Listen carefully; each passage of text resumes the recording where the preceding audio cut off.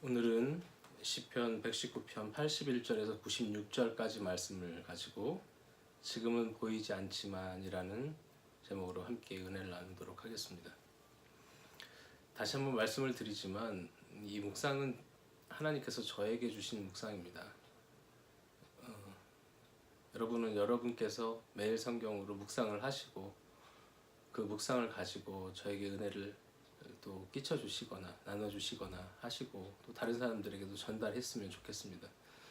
저는 저에게 맡겨진 사명을 다 하려고 이렇게 묵상한 것을 완전하지는 않지만 완전한 것도 없고 완전할 수도 없지만 저에게 주신 말씀을 이제 묵상하려고 하는 것이고 여러분은 또 여러분대로 묵상한 것을 또 나누어 주시면 그 은혜가 흘러가서 많은 사람들이 하나님의 은혜 가운데 살지 않겠나 그런 생각을 해봅니다. 그런 것을 꿈꾸면서 이렇게 또 영상을 올립니다. 오늘 말씀을 보면 시편 기자는 하나님의 구원, 하나님의 위로를 기다리다가 지쳐있는 것 같습니다. 하나님의 구원의 손길은 우리가 생각할 때 적절한 시점에 이루어지지 않습니다. 때때로 너무 늦는 것 같습니다. 시편 기자는 주의 구원을 기다리는 자신의 모습이 마치 연기 속의 가죽 부대 같다라고 표현을 하고 있습니다.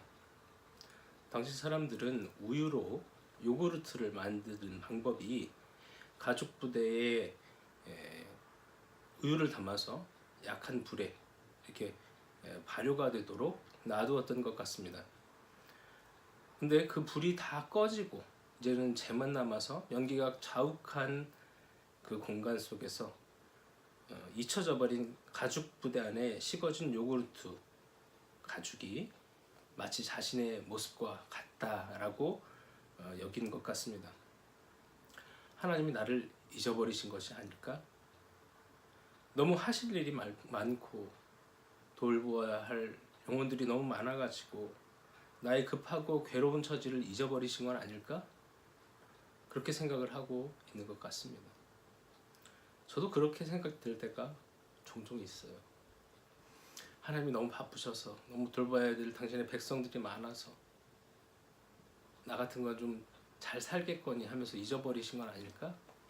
나를 너무 과대평가하시는 건 아닐까? 사람이 이길 수 있는 시련만 주신다고 하셨는데 나를 너무 과대평가하시는 건 아닐까?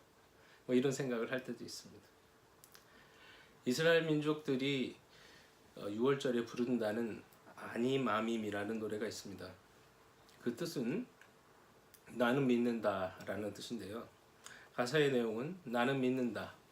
나의 메시아가 나를 돕기 위해서 반드시 나를 찾아오시리라는 사실입니다.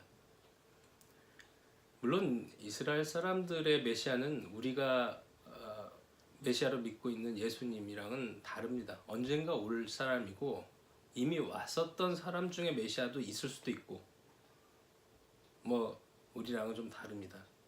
어쨌든 이 노래는 아우슈비츠 수용소에서 그들의 고통 가운데 만들어진 노래라고 합니다. 아우슈비츠 벽면에는 위에 가사 뒤에 이런 글도 덧붙여 있다고 하죠. 그러나 때때로 메시아는 너무 늦게 오신다. 우리나라에서 어떤 시위대는 태극기와 함께 미국의 성조기 또 이스라엘 국기를 함께 들고 시위를 하곤 합니다. 우리가 이제 가까운 과거 속에서 성조기가 왜 거기에 등장하는지는 이해할 수도 있습니다. 그러나 이스라엘 국기는 아무리 생각을 해도 이해가 되지 않습니다.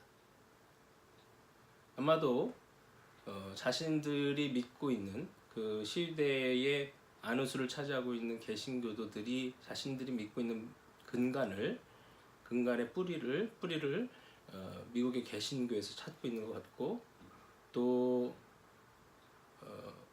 구약의 구약 성경에 이스라엘의 뿌리를 두고 있는 것 같은 추정은 합니다만은 정확히는 모르겠습니다.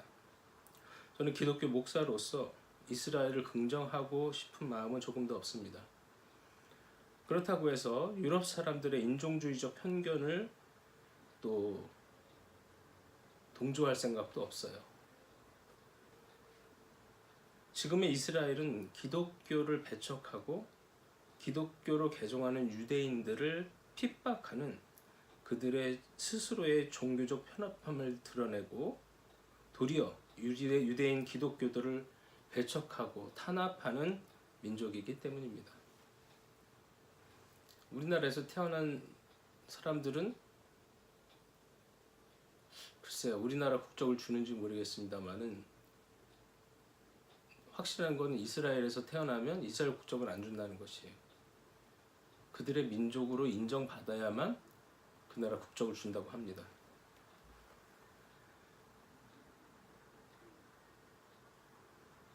하지만 역사 속에서 아우슈비츠의 학살과 생체 실험은 비극적이었지만 그런 극단적 고통을 겪으면서 유대인들은 더욱 강해졌고 연대했고 국가를 세워야겠다는 열망을 키워갔습니다. 세계대전을 거치면서 서구 열강들이 중동 지역에 대한 지배권이 약해진 틈을 타서 이스라엘은 독립했습니다. 독립하면서 이웃 국가들과 전쟁을 치렀고 많은 희생들이 있었고 또 팔레스타인 이미 살고 있었던 그 팔레스타인 지역의 사람들을 정착민들을 내어 쫓으면서 가혹한 이주 정책들이 시행이 됐죠. 그런 것들은 오점으로 남았지만 이스라엘은 거의 2,500년 만에 독립국가를 이뤄냈습니다. 이스라엘의 독립은 아우슈비츠라는 고통의 열매인 것입니다. 언젠가 총리 후보로 거론됐던 분이 있습니다. 그분이 이미 추천이 되셔가지고 이제 인준만 또 청문회와 인준 이런 것들을 거쳐야 되는데 낙마하고 말았습니다. 그 이유는 어느 교회에 가서 강연을 한 것인데요. 그 내용 중에 일부를 발췌를 해서 그 내용을 가지고 그분을 낙마시켰습니다. 저는 그분이 살아온 인생을 잘 알지 못합니다. 그리고 그분의 주장도 별로 그렇게 귀담아 듣지 않았기 때문에 잘 모르겠습니다. 그분에 대한 평가는 유보하겠습니다. 그러나 그분이 하신 내용을 그분이 강연한 내용, 그 발췌된 그 일부분을 가지고 저는 목사이기 전에 한 기독교인으로서 대한민국의 기독교인으로서 논평을 좀 해봤으면 좋겠습니다. 저는 그분의 강연을 처음부터 끝까지 동영상으로 다 보았습니다. 전체 맥락을 다 이해했습니다. 그리고 저는 굉장히 공감했습니다. 그분이 하신 일부분의 내용은 이렇습니다.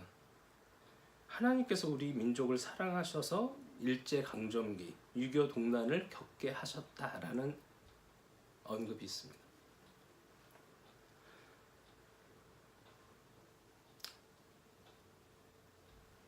근데 그 내용은 그가 전체적으로 얘기하고자 했던 내용에서 왜곡하고 변질할 만한 내용이 아니었습니다. 전체 맥락을 본다면 그렇게 평가할 수 없을 것입니다. 하나님은 우리에게 고통을 주고 그것을 즐기는 분이 아닙니다. 하나님은 역사를 통해서 교훈하십니다. 그리스도인들이 우리와는 상관도 없는 구약의 이스라엘 역사를 배우는 이유입니다. 이스라엘은 하나의 표본입니다. 신앙을 하는 우리를 단적으로 보여주는 예입니다. 하나님은 이스라엘을 선택하시고 사랑하실 때 그들의 어떤 다른 뛰어남이 있어서가 아니라 그저 사랑하셨고 그들과 함께 하셨습니다. 그리고 그들과 언약하셨고 하나님 백성 삼으셨습니다. 그들을 구원하기 위해 이집트의 노예였던 그들을 홍해를 가르시고 구원해 내셨으며 광야에서 만나를 먹이시고 반석을 쳐서 마시게 하셨습니다.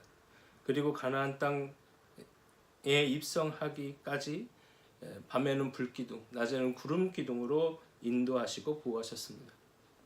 그런 그들이 가나안 땅에 들어가자마자 마음이 변했습니다.